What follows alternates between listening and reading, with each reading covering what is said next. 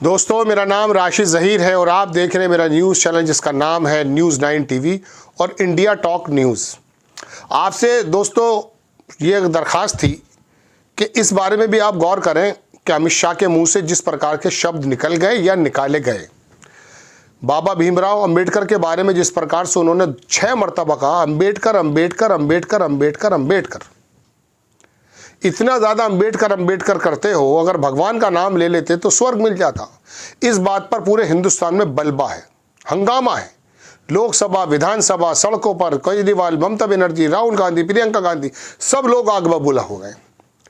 तो मैं आपको बताना ये चाहता हूँ दोस्तों कि क्या ऐसा है कि अमित शाह के मुँह से अल्फाज अपने आप निकल गए? अमित शाह के अगुवाई में, उनके हिमायत में मोदी जी खुद आकर खड़े हो गए, लेकिन जिस प्रकार का हंगामा देश में मचा हुआ है उससे अमित शाह ने एक तीर से 2 निशाने कर लिए। इसमें तो कोई दो राय नहीं कि अगर वो पीएम नहीं तो अब सीएम भी नहीं बनेंगे। उत्तर प्रदेश के हालात 2024 में ऐसे हो गए थे कि जो भारतीय जनता पार्टी 62-64 सीटें लेकर आई थी 2019 में, तो 2024 में वो उम्मीद कर रहे थे कि 75 या 74 आ जाएंगे, लेकिन वो खुद घट करके नीचे आ गए और 29 सीटें वहाँ गंवानी पड़ी। वजह दलित समाज, पिछड़ा समाज, मुस्लिम समाज, पीडीए जो अखिलेश यादव ने बनाया था, उस वजह से दलित समाज उनसे आधे से ज़्यादा छिटक गया था, जिससे भारतीय जनता पार्टी को नुकसान हुआ है। ऐसे में आप अंदाज़ा कर सकते हैं कि अमित शाह के इस बयान को लेकर के अगर अखिलेश यादव और विपक्ष के लोग 2027 शुरू होने वाला है, समझें 2027 में जब चुनाव होंगे तो जनाबे वाला हो सकता है अगर ये आग भड़की रही।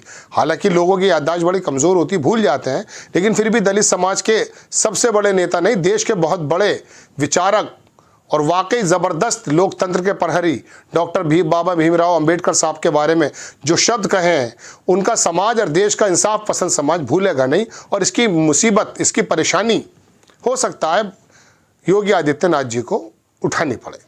तो क्या जाते जाते अमित शाह सीएम के भी रास्ते में कांटे बिखेर कर चले गए? जाते जाते इन द सेंस हट तो नहीं रहे वो अभी, लेकिन उनका जो पीएम बनने का सपना था अब वो बहुत एक्सेप्टेबल नहीं होगा। अगर भाजपा कभी आती भी है तो प्रधानमंत्री के रूप में मोदी जी के बाद अब अमित शाह का नाम नहीं आ रहा। तेजी से जो आ रहा था नाम योगी आदित्यनाथ जी का, उनके बारे में भी वो शायद बीज बोकर चले गए हैं। चूँकि अब अगर दलित छिटक गया उत्तर प्रदेश में तो 2027 में हालात और ज़्यादा ख़राब हो जाएंगे और योगी जी भी नहीं आएंगे। एक तो है संभावना ये। दूसरी संभावना यह है दोस्तों, आपको मालूम है कि अमित शाह के बहुत से लोगों का कहना यह है कि आरएसएस ने पर कतर दिए। अमित शाह को वैसे भी आरएसएस बहुत ज़्यादा पसंद नहीं करता है। महाराष्ट्र के अंदर जिस प्रकार से आरएसएस की, मैं कह सकता हूं कि हुक्म की वजह से, उनके अड़ने की वजह से फडणवीस को ही चीफ मिनिस्टर बनाया गया, जबकि अमित शाह नहीं चाहते थे। हरियाणा के चुनाव की जिस तरह से बागडोर आरएसएस ने ली और महाराष्ट्र की चुनाव की बागडोर ली, उससे अमित शाह और बीजेपी का आला कमान काफ़ी खिन्न था। ये आरएसएस का अड़ियल रवैया मानिए या उनकी जिद मानिए कि फडणवीस को ही चीफ मिनिस्टर बनाना पड़ा है। तो क्या अमित शाह के मन में ये बात थी कि बीजेपी के आला कमान के पर कतरे जा रहे हैं आरएसएस के माध्यम से? तो उन्होंने जो आरएसएस की 100 बरस की मेहनत थी, जिसमें वो 80-20 या 85-15 करना चाहते हैं, दलितों को, एसटी, एससी, ओबीसी और तमाम अपर समाज को एक साथ इकट्ठा करके 80% हिंदू और बाकी तो मुसलमान है ही, ये जो वो लड़ाई लड़ना चाहते हैं हिंदुत्व की आग में, वो एक साथ इकट्ठा कर देना चाहते हैं सबको। उसके अंदर एक बड़ा जंग दलितों का है। बाबा भीमराव अंबेडकर पर किसी प्रकार से अगर हमला अमित शाह से हो गया है तो उसका नुकसान सबसे बड़ा आरएसएस को होने वाला है, क्योंकि 100 वर्षों में उन्होंने दलितों को बड़ा हिंदू बनाने की कोशिश की है। ये बताने की कोशिश की है कि आप सबसे पहले हिंदू हैं, बाद में दलित हो सकते हैं, आपको एक ही जगह वोट देनी है। तो इसी जगह पर कहीं अमित शाह हमला तो नहीं कर गए। एक तरफ वो योगी आदित्यनाथ की भी राह में कांटे बिखेर कर जा रहे हैं, जाना इन द सेंस मतलब चले तो नहीं गए कहीं अभी, लेकिन बहरहाल नुकसान तो पैदा हो सकता है। दलित एक बड़ा समाज है, 21% के करीब उत्तर प्रदेश में दलित है। भारत में आप चाहे कुछ भी कहें, लेकिन दलितों की संख्या तो है। 30% तो ये पंजाब में है, महाराष्ट्र के अंदर बहुत अच्छी तादाद है। तो कहने का मतलब दोस्तों यार, काशीराम को और बाबा भीमराव अंबेडकर और मायावती को, इसमें कोई दो राय नहीं कि मायावती चाहे कोई भी दुरंगा खेल खेल रही हो, आज भी वो दलितों की सबसे बड़ी नेता है। भले वो ना बोली हो कल, आज उनका बयान आया है मजबूरन कल तो उन्होंने सिर्फ अमित शाह का नाम ही नहीं लिया, कांग्रेस का बीजेपी का नाम लेकर के चपाट मार दी, खत्म बात। लेकिन जब देखा कि देश के अंदर हंगामा ज़्यादा मच रहा तो उन्होंने कहना पड़ गया कि अमित शाह को पश्चाताप करना, अरे माफ़ी मांगनी चाहिए लोगों का कहना तो ऐसा है मायावती जी। बहरहाल मैं अपनी खबर पर आता हूँ कि क्या अमित शाह ने ऐसा तो नहीं कर दिया है कि उत्तर प्रदेश में योगी आदित्यनाथ जी की राह को मुश्किल कर दिया है, और उधर 100 बरस से जिस हिंदुत्व का सपना सजाए बैठा है आरएसएस, उसमें से एक बड़ा जंग बाबा भीमराव अंबेडकर साहब पर करके उन्होंने उस जंग को हटा दिया है, मतलब उसको तोड़ दिया है। क्योंकि वो तो मेहनत करके चुक चुक कर साथ ला रहे हैं, सब लोगों को साथ ला रहे हैं हिंदुत्व के नाम पर, और आप एक झटके में कह देते हैं बाबा भीमराव अंबेडकर के बारे में। तो ऐसे में दलित समाज भी उनसे छिटक सकता है दोस्तों। तो ये आरएसएस के भी हमला है और योगी आदित्यनाथ के 2027 के इलेक्शन पर भी हमला है। हालांकि वक्त बहुत बड़ा है, मैं ये जानता हूँ कि हर महीने इलेक्शन पर लड़ते हैं, इसमें कोई दो राय नहीं कि संविधान के मुद्दे पर ही राहुल गांधी और पीडीए ने लड़ाई लड़ी और उत्तर प्रदेश में 29 सीटों का नुकसान भारतीय जनता पार्टी को खाली उत्तर प्रदेश में हो गया। 304, 370, 400 पार करने वाले 240 पर अटक गए, और निर्मला सीतारमण के हस्बैंड की अगर आप बात माने तो 79 सीट तो बेईमानी से जीती हैं। इसका मतलब यह कि 200 भी पार नहीं कर पा रहे थे। इसकी सबसे बड़ी वजह यह है कि उत्तर प्रदेश जो सबसे ज़्यादा मजबूत था, दलितों के हटने की वजह से ही इनको नुकसान उठाना पड़ा। और अब उत्तर प्रदेश में दलित तो बहुत हैं।